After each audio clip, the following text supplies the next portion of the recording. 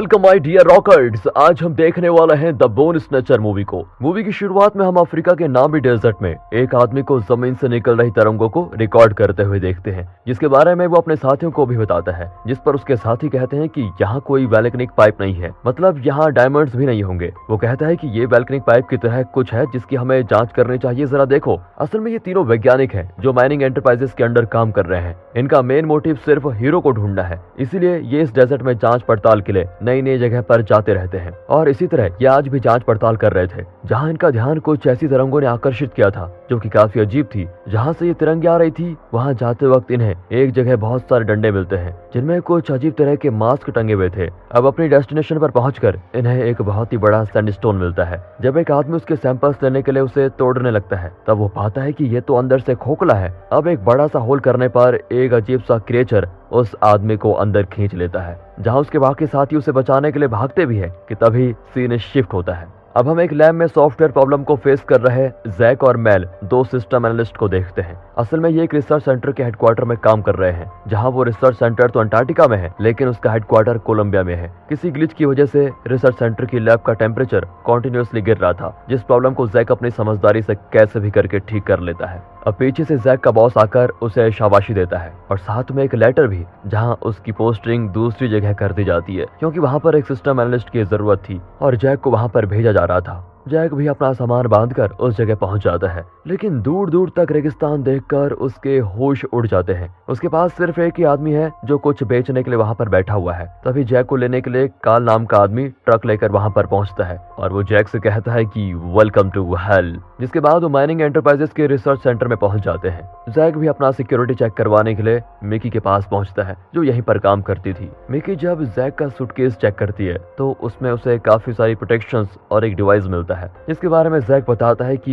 ये कीमती पत्थर और पानी को 100 फीट तक ढूंढ सकता है। अब वहीं पर मौजूद जॉन मिकी को गंदी नजरों से देखता है, उसके साथ बदतमीजी भी करता है, जिस पर कार्ल को गुस्सा आता है तो वो उसे उल्टा मार कर वहीं पटक देता है। वहीं मिकी शुक्र अदा कहने के बजाय उसे कहती है ये तो मैं खुद भी हैंडल कर सकती थी। जिसके बाद वो सभी उन 3 वैज्ञानिकों की खोज में जाने के लिए तैयारी शुरू कर देते हैं। मिकी जैक को बताती है कि शायद हमारा पेट्रोल खत्म हो गया है, इसलिए अब हम अपने साथ फ्यूल भी लेकर जा रहे हैं। तभी ट्रक ठीक कर रहे कर्ट के पास मैग्डा आती है, जो अपने ट्रक से काफी प्यार करती थी। वो ट्रक में छेड़खानी बिल्कुल भी पसंद नहीं करती है, लेकिन कर्ट एक मैकेनिक है तो सफर में जाने से पहले उसका ट्रक को चेक करना जरूरी होता है। वहीं टाइटस भी जब ट्रक में चढ़ने वाला होता है, तभी एक आदमी उसके पास आकर उस पर एक रिचुअल करके उसे एक लॉकेट देता है, जो कि दिखने में कुछ अजीब था। अब ये सभी लोग उन्हें ढूंढने के लिए निकल पड़ते हैं, जहाँ एक लंबा सफर तय करने के बाद ये एक ट्रक के पास पहुंचते हैं, जो उन्हीं 3 वैज्ञानिकों का था जो हमने शुरू में देखा था। आसपास देखने पर इन्हें 2 डेड बॉडीज मिलती हैं, जिन्हें देखकर ये कुछ समझ नहीं पाते।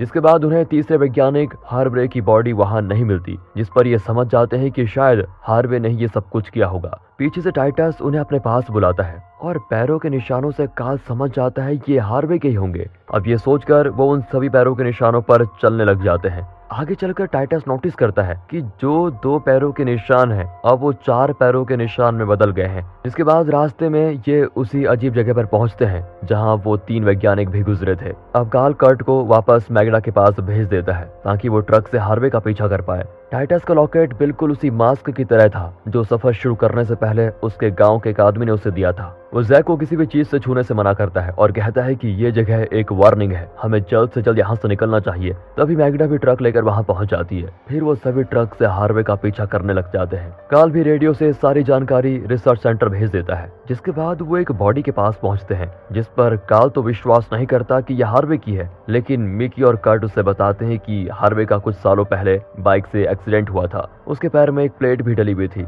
अब उसे वो कार्ल को दिखाते हैं, लेकिन फिर भी वो विश्वास नहीं करता। वो आगे जाने की सोचता है, लेकिन मैग्डा उसे मना कर देती है और कहती है कि रेडियो पर उन्होंने हमें वापस आने को कहा था, लेकिन तुम नहीं माने। तुम कोई डिटेक्टिव तो हो नहीं, चुपचाप वापस चलो। कार्ल भी कह देता है कि यहाँ पर किलर घूम रहा है, हमें उसका पता लगाना होगा और मैं अकेले भी इस काम को कर सकता हूँ। तुम्हें जाना है तो जाओ, लेकिन मैग्डा उसे बताती है कि कुछ ही देर में अंधेरा हो जाएगा और तुम किलर को कहाँ ढूंढोगे बताओ। फिर कार्ल भी मान जाता है। लेकिन दोस्तों 1 मिनट, दोस्तों स्टार्टिंग में जो 3 वैज्ञानिक थे वो ट्रक लेकर उस सैंडस्टोन के पास पहुंचे थे जहां उनके साथ वो सब कुछ हुआ था। लेकिन जब जैक और उसके बाकी साथी उन्हें ढूंढने के लिए आए तो उन्हें ट्रक किसी और जगह और वो 3 वैज्ञानिक किसी और जगह मिले। अब इसके ऊपर का क्या लॉजिक है कमेंट में जरूर बताना। अब मूवी में वापस आते हैं। रात को सभी रेस्ट करने लगते हैं, लेकिन जैक को नींद नहीं आ रही होती है। उसके साथ आज जो भी हुआ वो उसके बारे में सोचने लगता है, जैसे अपने बॉस के बारे में जिसने उसे यहाँ भेजा, और यहाँ पहुँचने पर उस काले आदमी के बारे में, फिर रिसर्च सेंटर पहुँचकर मिकी के बारे में, और भी बहुत कुछ जिससे उससे नींद नहीं आ रही होती है। तभी वो एक बोर्ड को देखता है जिसमें पेशेंट्स को उठाया जाता है। वो उस बोर्ड के साथ सैंड स्केटिंग करने लगता है और बहुत एंजॉय भी करता है। तभी पीछे से मिकी भी उसके पास आ जाती है। अब उसे देखकर जैक अचानक से डर भी जाता है। मिकी बताती है कि तुम्हारी मशीन से बीपिंग की आवाज बहुत देर से आ रही है। जैक उसे चेक करने लगता है और कहता है यहाँ तो जमाने वाली ठंड है, शायद इसीलिए साउंड कर रही है। जिस पर मिकी भी कहती है कि ये डेजर्ट है, यहाँ ऐसा अक्सर होता है। फिर मिकी ऐसा बोलते ही जैक के पास बैठ जाती है और कहती है कि रिलैक्स, इससे हमारी बॉडी वार्म रहेगी। वहीं जैक भी मिकी को कहता है कि कुछ कंट्रीज में हमें ऐसा देखा जाता है कि हमारी शादी हो चुकी है। जैक और मिकी अपनी बातें करने लगते हैं, लेकिन तभी काल उन्हें पीछे से चुप रहने को कहता है। काल के टोकने पर मिकी वापस ट्रक में सोने चली जाती है, लेकिन जैक को अभी भी नींद बिल्कुल नहीं आ रही है, इसलिए वो बाहर ही रुकने का डिसाइड करता है। जब वो बाहर लेटा होता है तभी उसकी मशीन में बीपिंग की साउंड काफी तेज हो जाती है। उसमें दिखाया जा रहा था कि कोई चीज उसके बहुत ही करीब है, लेकिन जैक को कुछ नहीं मिलता। तभी अचानक उसके सामने ब्लैक कलर का एक क्रिएचर आता है, जिससे जैक डर कर तुरंत ट्रक के पास जाकर अपने साथियों को जगाता है। जैक बताता है कि मैंने कुछ बहुत ही बड़ा जानवर देखा, भालू जैसा। काल भी जैक की बातों पर विश्वास नहीं करता, लेकिन तभी मिकी टॉर्च से पता लगाती है कि हार्वे की बोन्स को कोई लेके चला गया है। इस पर सभी शॉक होते हैं कि ये हो क्या रहा। किसी को कुछ भी पता नहीं चल रहा होता है कि आखिर रेगिस्तान के बीच में ये हो क्या रहा है। अब काल जैक पर शक करता है कि वही हमारे साथ कोई गेम खेल रहा है। तभी टाइटस कहता है कि ये टोकोलोश का काम है।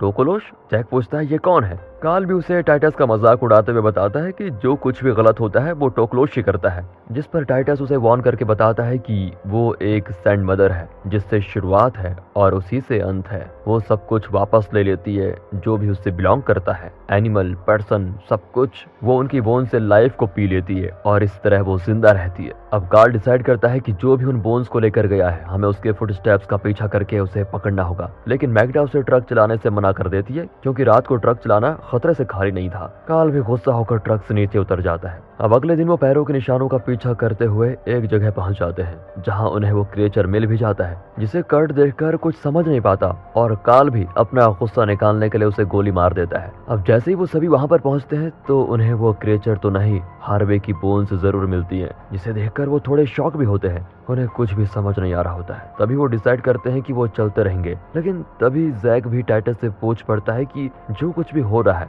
इस सब बारे में मुझे लगता है तुम कुछ जानते हो। टाइटस उसे बताता है कि जब मैं जवान था तब मेरे साथ काम करने वाला एक आदमी अचानक गायब हो गया, और जब उसे ढूंढा गया तो उसकी सिर्फ एक खोपड़ी मिली। किसी को भी कुछ समझ में नहीं आया कि कुछ ही घंटों में उसके साथ क्या हुआ। तुम इसे जो चाहे कह लो, हम इसे इश्कुलू कहते हैं। अब जैसे मैग्डा ट्रक को स्टार्ट करती है तभी ट्रक में आग लग जाती है, जिसे मैग्डा अपनी समझदारी से बुझा भी देती है, लेकिन अब ट्रक खराब हो चुका है। कर्ट भी चेक करके बताता है कि ट्रक ठीक हो सकता है, बस मेरी वर्कशॉप यहाँ होती तो मैं 1 हफ्ते में से ठीक कर देता। वहीं मिकी भी रेडियो से हेल्प मांगने की कोशिश करती रहती है, लेकिन उसे कोई जवाब नहीं मिलता। अब वो डिसाइड करते हैं कि यहीं रुककर वो मदद आने का वेट करेंगे, क्योंकि उन्हें 2 दिन हो गए हैं और इस रेगिस्तान के बीच उनके पास फूड भी इनफ नहीं है सर्वाइव करने के लिए। और वो सोचते हैं कि तब तक कोई ना कोई तो हमें ढूंढता हुआ जरूर आएगा। ये सोचकर वो रात की तैयारी करने लगते हैं, कैंप भी लगा लेते हैं, जिसके बाद रात भी हो जाती है। वहीं जॉन भी उन्हें ढूंढने के लिए निकल गया है। अब सभी टर्न बाय टर्न पहरा देने लग जाते हैं, क्योंकि उनके साथ पिछली रात जो कुछ भी हुआ उससे वो थोड़े सतर्क हो गए थे।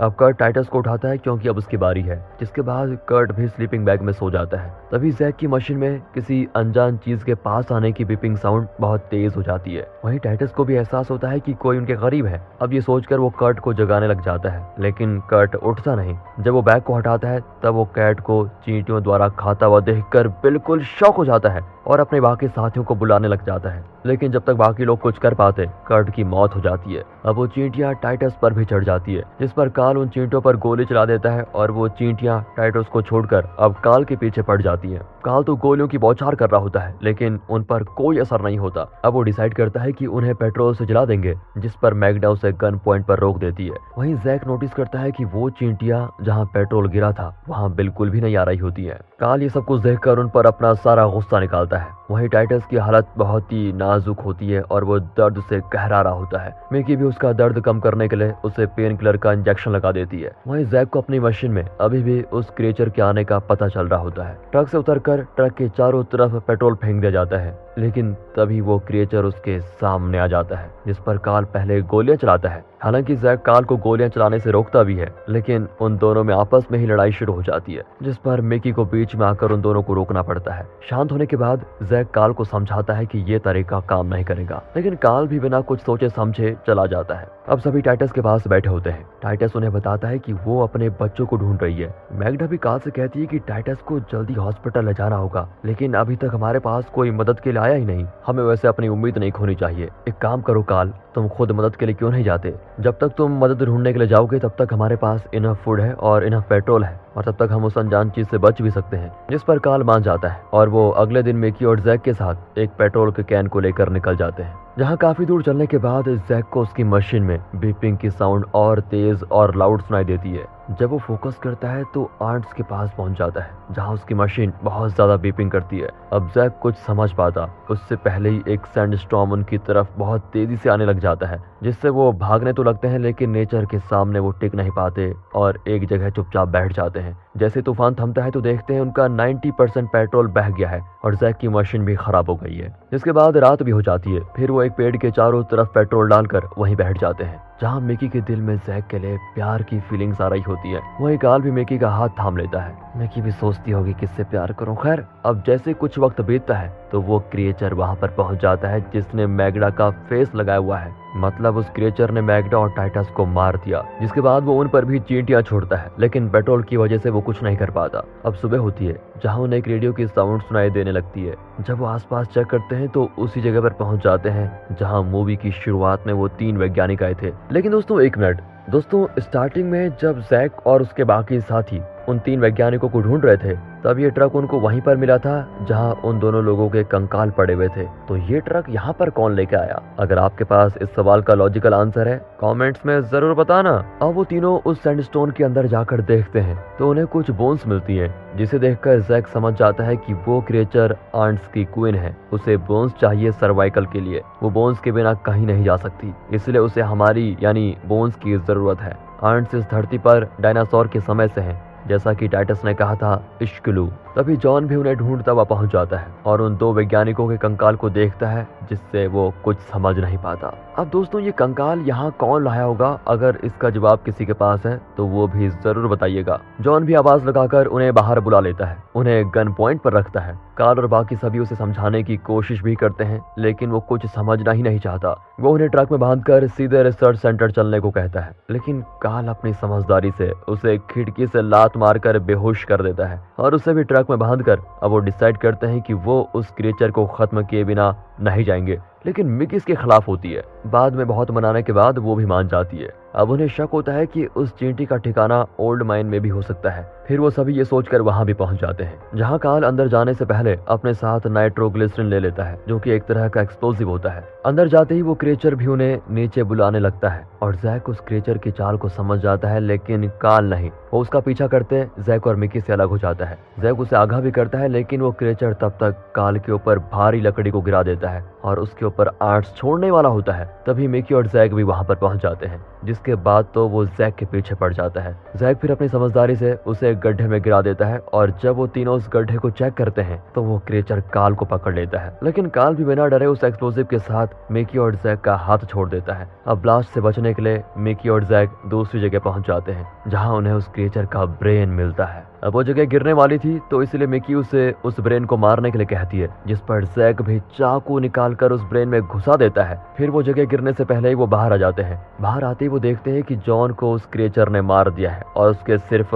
हाथ का कंकाल बचा हुआ है। अब सीन भी मूवी की एंडिंग पर आता है, जहां मिकी वापस अपने घर जा रही होती है। वो जैक को अभी उसके साथ चलने को कहती है, लेकिन जैक कहता है कि रिसर्च सेंटर में मेरी जरूरत है। जिसके बाद मिकी और जैक किस करते हैं और मिकी वहां से एक पेटी और अपना बैग लेकर निकल जाती है। लास्ट में वो बूढ़ा आदमी जो जैक से मिला था वो इश्कलू कहता है और हमें दिखाया जाता है कि उस पेटी में उस क्रिएचर का ब्रेन है, जिसे मिकी अपने साथ लेकर जा रही है। और दोस्तों इसी के साथ ये मूवी यहाँ पर खत्म होती है। दोस्तों काफी सारे सवाल हो सकते हैं आपके, क्योंकि ये इसी तरह से डायरेक्ट की गई है और सब कुछ हम पे ऑडियंस पे छोड़ा गया है समझने के लिए। आप भी अपनी थ्योरीज कमेंट्स में दे सकते हैं।